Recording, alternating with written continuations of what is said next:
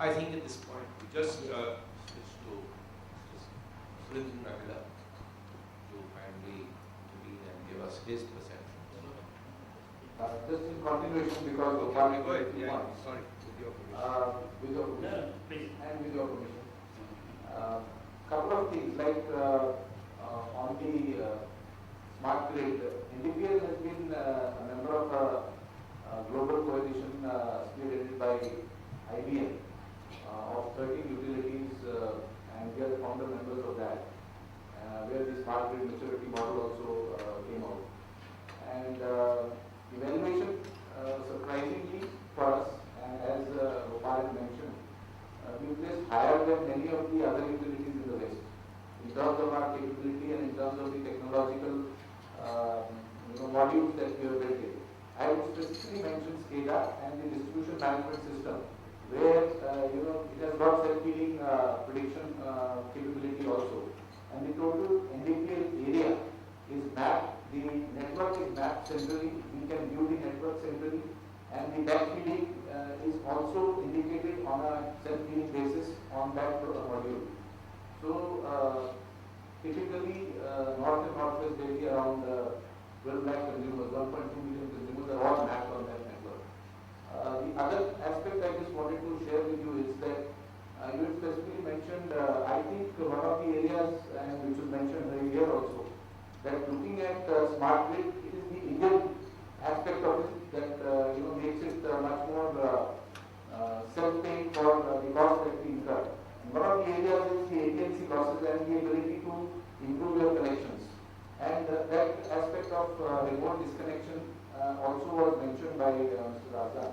I would add to that is that if a consumer starts taking, or if the neighbor from the neighbor starts leaking power, which was also mentioned as one of the issues, we have not found a technical solution, but there is an IT solution.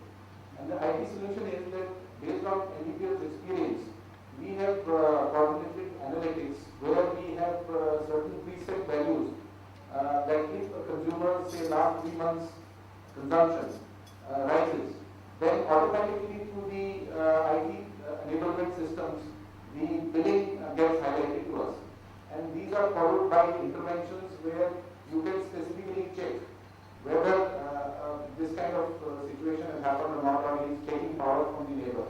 And that gets highlighted, and we even corrected it for seasonal variations. So it's become quite an accurate way of predicting through the IT kind of intervention. And I can specifically give you one interesting example where a consumer complained to us with a very high level of bill, and he said that he was out to the USA. And he had informed his neighbor that I am going to the US. And what we did was we checked his neighbor's billing, and we found that the neighbor's billing had actually come down. He had informed his neighbor that he was going out, and the neighbor took advantage of that. And there was this filtrage. And finally we were able to tell him that this is what your neighbor did, whom you informed. Because he gave us a clue. He said, I will inform my neighbor before going. So when we checked the billing to our record, to our IT enablement, we could show him that. So there are these solutions available, may not be through the technical intervention, but definitely IT and innovation and so many other areas. Just for children with this.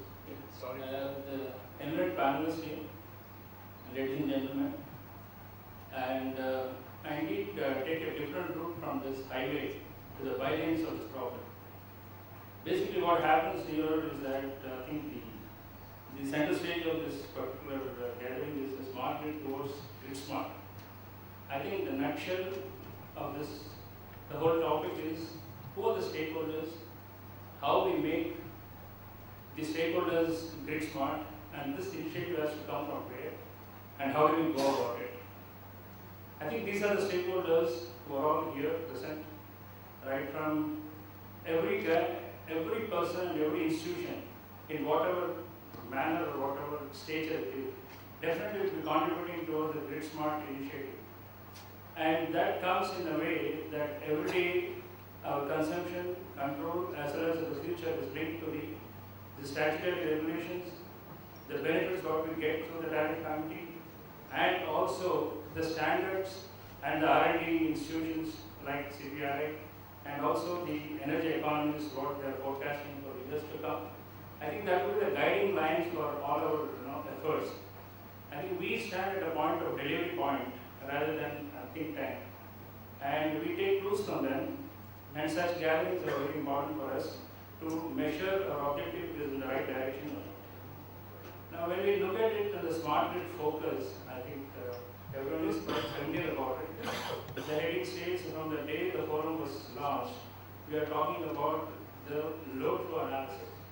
The load flow in the country seems to be an important factor for which we have definitely addressed in our small way contributions made from our side. And I think that has to become the fulcrum point for the days to come. Because we have the infrastructure, a lot of technology innovation has been started almost for the past 4 to 5 years. And the model is getting slowly mature. And I think by 2012 it will stabilize at a point where we can take a very reliable and useful data for us to share and take certain decision-making organizations. Now, then I think, if you look at it, the basic points which I think the forum also talks about is the affordability, whereas in the US it is $210 per customer, and whereas it is 300 rupees and 100 rupees for 5 years in the customer. This is anomaly what we are talking about. How do we achieve this particular? We have to raise the barrier. How to raise the barrier is only from the energy efficiency and get some sort of a revenue model in this. Like I think much has been talked about last 4 or 5 participants when they're talking about how do we raise it. There are 2 methods. One is that make the consumer aware that whatever the capital or the monthly OPEX which is going to contribute towards the smart grid is going to be a permanent in nature, not as a temporary for the time being. It is going to be forever, it will be useful. And the second point where really is that without his participation, the smart grid is only remains as a dream. So I think Mr. Gopal was also very document on this, that don't blame the distribution company alone.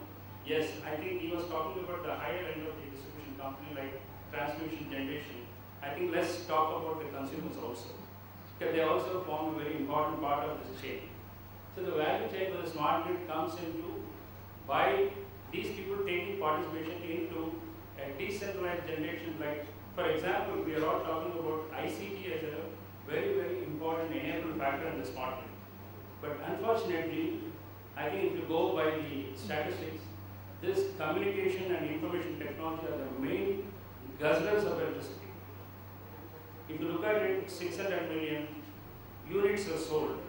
The mobile subscribers at 5 watt per hour consumption on the smartphone, if you have to charge every day, millions of units which are not planned by either planning commission, neither envisaged by the distribution companies, nor it has been properly addressed so far. These are the things can be definitely, like alternative energy, what we are talking about. Every house can have a 10 watt or a 5 watt solar, which is very, very easily storable, and that can be used for both for your cell phone charging as well as for your laptop or a desktop type of thing which comes in the DC environment. And the major shift I think we need to go for is that we are all the time talking about a AC energy meter. Why not with the AC energy meter with the DC also?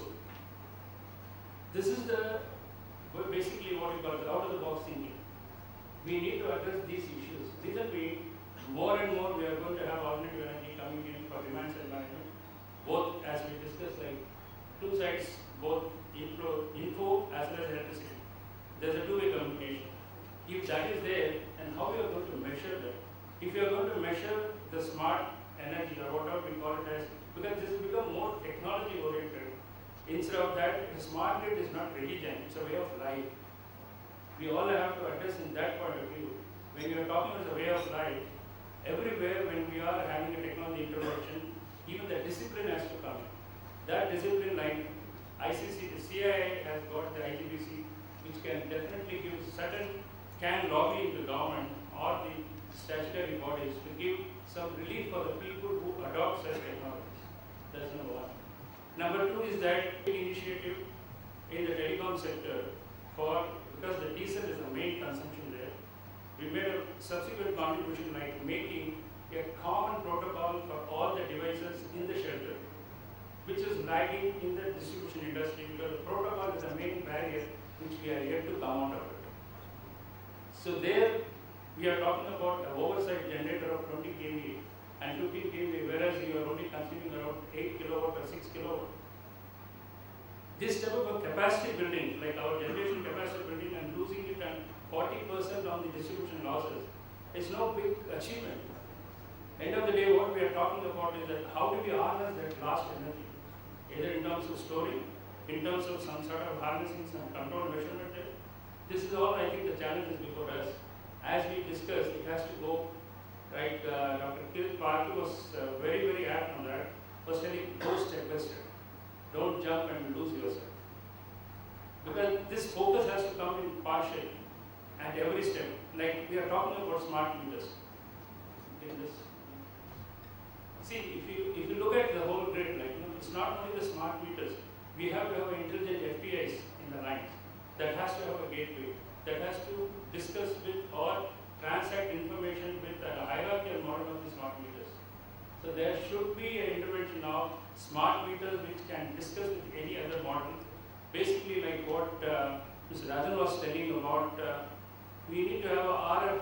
RF is a very, very integral part. I think more or less the ZigBee is a model which has been internationally been accepted. That can be divided into 16 channels, and then why only electricity? We can have a street light, we can have water. We did some project in China for this type of application where, just imagine, they thought almost 10 years ahead. They say that when you are doing this, please keep out of the 16, 6 to 8 channels separately, don't use it. I may use it for some sort of a transaction terminal. I may use it for some sort of water or gas. Leave only electricity and the rest of things can occupy only 8 channels. Leave the 8 channels for us for the future use. ZigBee, it is possible. So these are the issues which I think we need to address when we are talking about smart meter. This You need to explain a little bit on ZigBee. ZigBee protocol. ZigBee protocol stack, you can individually, today the technology is available that on 16 channels you can have an individual intervention. Like, basically we have the repository of all this information with the mesh network coming to a server. Why only one commodity? Why the water efficiency at every home is what the grid smart is all about. Not only electricity alone. Tomorrow gas we are talking about. See here, let's say now this information from the smart meters and the FPIs are collated at a common platform, the data concentrator, and then given in this network. See here, I think the color resolution is a problem. Like green, the blue, and the red are the voltage violations at 192%. Then the blue is 92.2 to 80%. These are the voltage lower levels when you go to the extreme end of the network. And all those triangles are the transformers. Go to the next one. Here, by intervention of this technology, we are able to delink a particular connection, and proposed link can give you a better efficiency in the system. The second slide. There what happens is that we can reconductor a small portion of, let's say, 1 kilometer by 50 to 100 square can give you that is what the return. Cost is 17.78 lakhs, benefit is around 21.18 lakhs. You can definitely get a 9 months payback period, if not at least for 2 years. We are very, then the next. This is what we are talking about capacitor bank locations. Because just like that, putting capacitor bank can give a lot of problems in the network. If this can be identified and it can replace and you measure whatever the intervention we are bringing it should be a measurable objective. If not, I think the whole funda is lost. This is what I think everyone we need to really address in the second. See, this is a nutshell of if any distribution company using this technology intervention at the same time field level realities, executive, the CEO of the company should know what I am doing. I have a resource. Resources are always not endless. It has got a limited or it has got a varying. It could be debt or it could be equity. But end of the day, that money where we are putting it, what we are achieving it. Okay. Once the budget has been allotted, then how did we really use it at the end of the day, end of the year audit will give you the actual position in that. And those are the funding which is available for the smart grid intervention. This is alternative energy solutions where the fuel cell, we are all talking about the basic problem is fuel cell is not a very rocket science technology today. Everybody is talking about fuel cell. But putting in a fuel cell and a demand side management in other places is becoming a big issue because of the hydrogen logistics. So I think the government should come, the total regulating authorities and other bodies should encourage that the reformer technology should be subsidized to a level where they can use water or a gas as the reform thing to generate a hydrogen. Then this can go in numbers. Otherwise, this will be like a pipe dream. Nobody will be in a position to, except for where the power is not available, then you can use the fuel cell. Otherwise, it will not see the end of the day. This is, I think, our members are available here who can really influence this particular intervention and then say that, look, these type of, we can, because especially in HVDS, whenever we do a high voltage distribution system, we have got 60 kVA transformers, 40 kVA transformers, and then you have 5 pump sets. Though the nameplate tells you that it is only 5 HP or 10 HP, you don't know really what is the power it guzzles. So we have a system there with this API, intelligent API, can be put in the 11 kV part of the transformer and also measure the LT part of it. Approximately, you know, where are you losing it or are you in par with like whatever the information we are getting? I think that's a very important issue. I think as a distribution company you will appreciate it. Next slide. So here we had tried with the hybrid technology, both solar and wind also. So wind is only a, like, you cannot say that it's like a peak load demand it can serve, but it has to be stored. You cannot use it. There is no, throughout the day, these two cannot be used. You have to harness this in a hybrid manner, store it, and I think the battery technology is going to be the major. I think in coming 3 years, there will be a lot of discussions and panel discussion will be there on the battery technologies because battery is the real front end of all these interventions we are talking about. Without the battery, I think whatever we are talking about will not have the efficiency factor built into that. Next. See, this is what we are talking about, self-recharging fuel cell technology. There also you need alternative energy where to power the reformer. There we don't mind whether the hybrid of both solar or windmill can work with 400 watts to 2 kilowatts. Windmills also it's okay for us. The two vertical turbines are better. This is a typical cell site infrastructure in any tower what we are seeing about the multi-tenancy, and today all the infrastructure providers are in a big soup because today the capital expenditure has already been done. The OPEX is a major challenge for them to survive today. And that is what we started our smart grid journey much earlier in 2008 in this form. Rather than, because we know that railways and telecom, they are the main guzzlers of diesel. If you can bring some discipline there, bring some energy model there, I think we are contributing something to the society. And even the distribution companies today, they are not interested in giving every cell site the power the way they want. Before it was, it's okay. Today it's not, throughout the country, if you look at it, if anybody putting a new cell site, it's not that easy to get the permission, one for the land and second for the power. And building number of sites are not going to solve our problem. The tenancy rate should go high so that within the same power, we are able to encompass the realms of the telecom industry. So this is totally the IT intervention here. Because this gives the listener software, it gives the parsing software, and gives the analytics, business intelligence, because that is very important. End of the day, the SLAs, what they talk about 99.98, 99.95 is not important. But are you losing the main customer who is paying 4,000 rupees per month, or are you losing 400 rupees per month?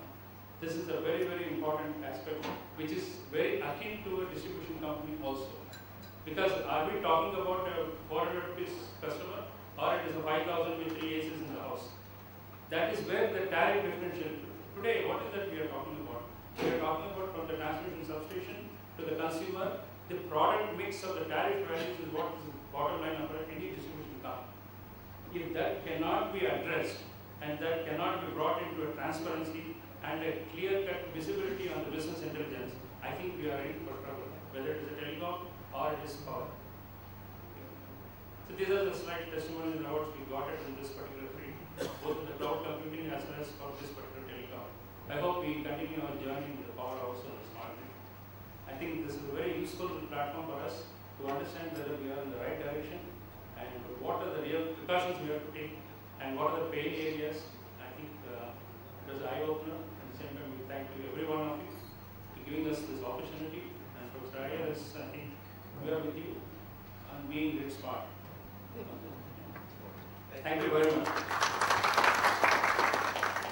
Now, Good afternoon. I would like to thank Professor Iyer for giving an opportunity to come out here and to meet our friends and share once again the same ideologies regarding the smart grid. Sometime I may repeat whatever our panelists and experts mentioned about it, kindly excuse. The current trends in energy supply and use are patently unsustainable, economically, environmentally, and socially. If you look at the whole development of this smart grid, it developed over a period of about 25 years. It is not that it all of a sudden smart grid came. In fact, at different stage of time, people gave different kinds of words. Like somebody told it is an intelligent grid, somebody told it is a wise grid, and somebody told it is automatic, the grid. So many things happened. So finally, the word smartness came sometime around 2006 to 2007. And there are something like business is also involved. So it's not that everything looks good. There are business aspects also involved. In fact, some countries go beyond whether it can create employment for to solve the unemployment. So to that extent, they lengthen this smart grid concept. So it is not that one-to-one it's applicable. Friends, actually, the importance of this smart grid concepts are that intelligence started from the security of the grids to be maintained. That was ultimate first and foremost for grids like India or USA, where grid stability is very important. So all policymakers were trying to automate the system such a way that the grid stability is maintained. That was the foremost on policymakers. The reason is that 1 hour interruption in power put the country economically backwards by few days. So that's the reason the countries are focusing on maintaining the grid stability. In fact, the utility like Tokyo Electric Power Systems, power supply, for Tokyo they say that the interruption of power supply to a customer is makes about 4 minutes in a year. You can see that what is the reliability of power supply, they keep it. Sometimes the customer may not see even 4-minute interruption also. So to maintain this kind of reliability as you go from few days to few hours to few minutes to few seconds, the amount of automation you have to build in is enormous. Even to make from few days to few hours, you need to spend a lot of money to make the system automated. So the grid planners were keeping eye on how to make the security of the grid was the foremost things. Then came this environment impact, and so the security of the power system was predominant, especially in the big grid like USA, and it is applicable to us. For the reason our grid is also becoming bigger and bigger. So the stability and security of the power system is utmost important for us. At the same time, the smaller grids like European countries, they start putting lots of emphasis on environment. They are very sensitive. That is not comparable to Indian power system. These are smaller in nature, but they are giving more importance to environment So sometimes the countries are giving higher charges for the green energy. They come forward to see that encourage customer to generate green energy and pump back and give more in this one. So there are hundreds of definitions for smart grid. Finally, one thing we can say that smart grid is defined as a broad range of solutions and deployment of technologies that optimize energy value chain. Finally, they want to optimize the energy value chain. That is the objective with which all their directives are going. If you go back in 1973, oil embargo made the policy makers to think the security of the energy security took the topmost agenda. Anytime, any disturbance, whether it is oil or anything, they can disturb the country's economy. So the people started realizing that energy security is a very important thing. So they started looking at various options, including electricity. So they started introducing time of use unit way back in 1978 itself, to see that to some extent we can save this peak. To that extent we can defer your investment and the consumption of oil or such thing can be done. This was done during 1978 itself. USA introduced time of the use concepts. And came this, friends, if you see that many of the initiatives are done by government. Government pushes this technology deployment in the interest that they look at overall that how do we make the energy security. That was agenda, topmost agenda for government. So we see that American or European initiatives, all smart grid initiatives are done by government. In 78 itself, the time of use was introduced in the energy meter. 78. Then came Energy Policy Act 2005. The 2005 Act mandates that the utility need to come out why they cannot introduce advanced metering infrastructure. That comes at the bottom is smart meter and related communication system. So whole set of things. So there is this particular policy mandates that why the utility cannot do that. It's a mandate. They have to come with why they cannot do that. So the government says that you need to implement advanced metering infrastructure, which is advanced version of automatic meter reading. Then comes the latest one, Energy Independence and Security Act 2007. It talks about energy as a whole, whether it's oil or gas, electricity. Electricity is one of the things. In the part chapter 13, it talks about the complete smart grid initiative. How are you going to do that? If you see that particular act, it says that they make the statement of policy on modernization of grid, and they talk about reports, committee, and smart grid R&D demonstration, then smart grid interoperable framework. We'll come back to the standard which talks about the smart grid interoperable framework, and federal matching fund for smart grid investment. This is very important. For the reason, as of now, smart grid framework is not economically feasible. So the entrepreneur will not come forward to invest and take the return on investment. So it is not, business model is not available for smart grid investment and state consideration of smart grid. So these are all the chapters under Energy Independence Security Act, under electricity is introduced. And another thing is Energy Economic Stabilization Act 2008. What you want to tell is the government put pressure to see that things are done. Here they say that tax benefit from 20 years to it has come to 10 years. So the entrepreneurs encouraged to invest on smart grid devices. So Friends, we see that the building blocks, smart grid has many building blocks. One is smart meter, is at the bottom of this one. Then next comes is advanced metering infrastructure, which include AMR features in advanced one, communication like that.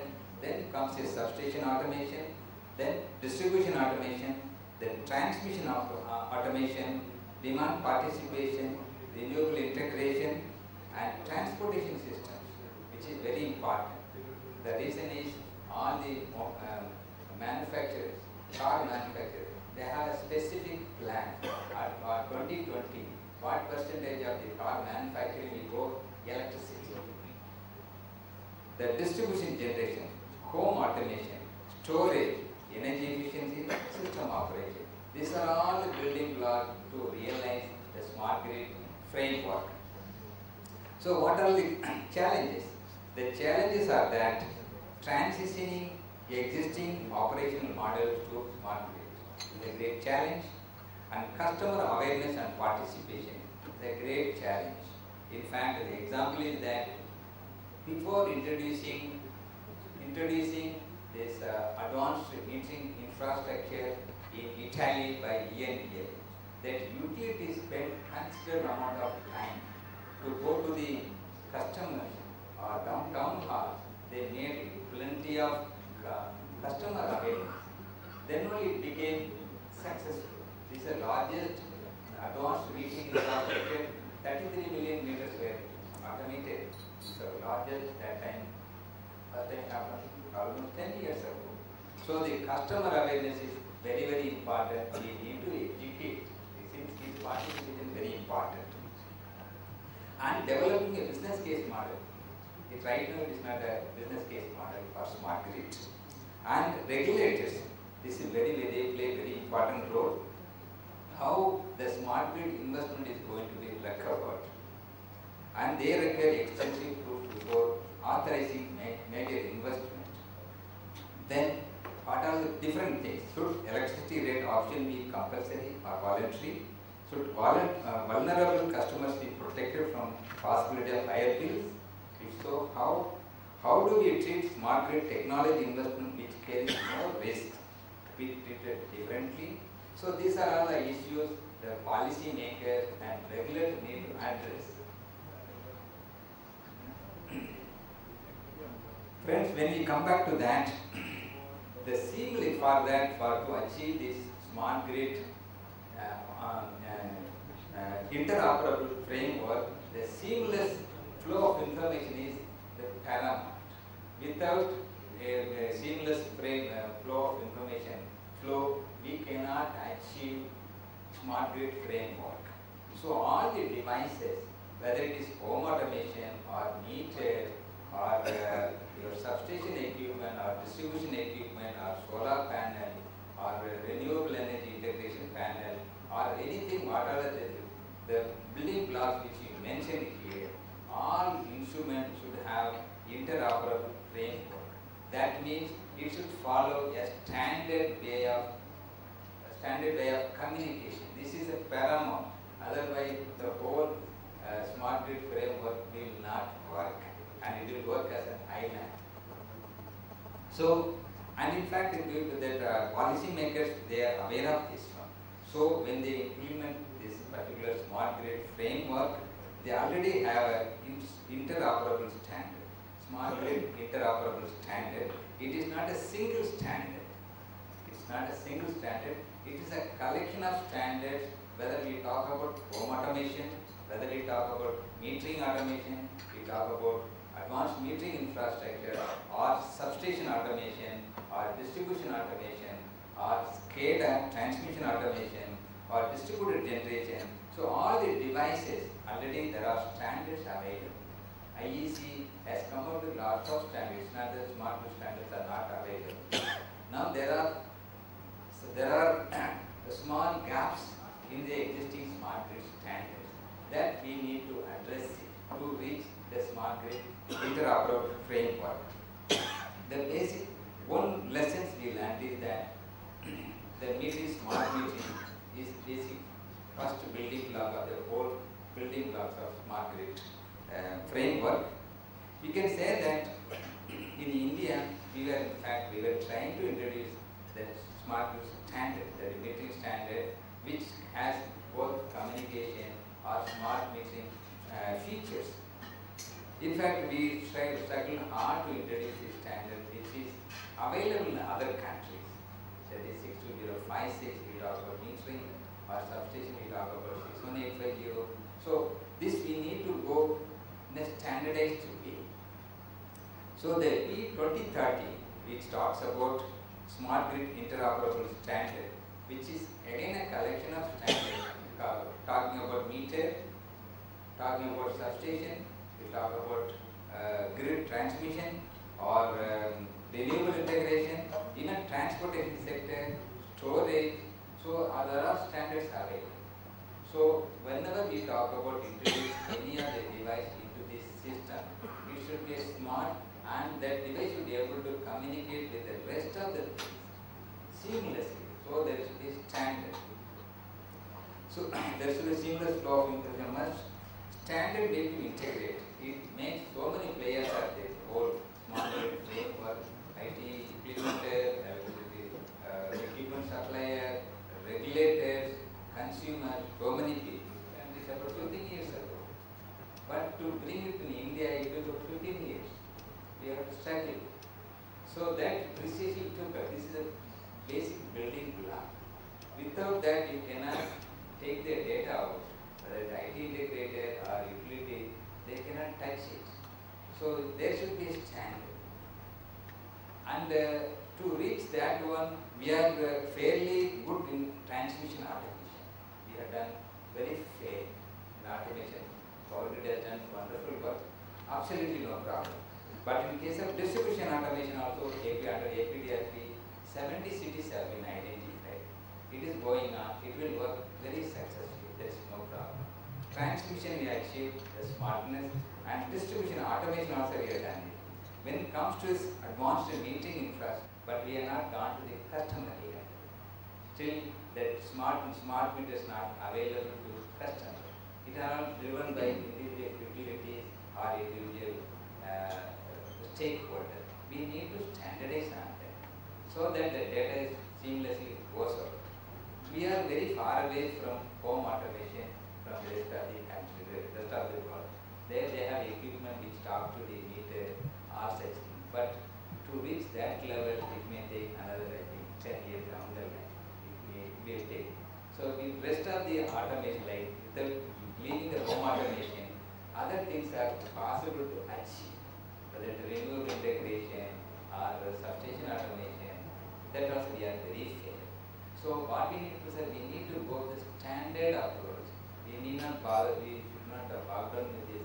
How much meter can be produced very cost effectively or something. If tomorrow we need to integrate the meter to the rest of things, the cost of integration is much higher.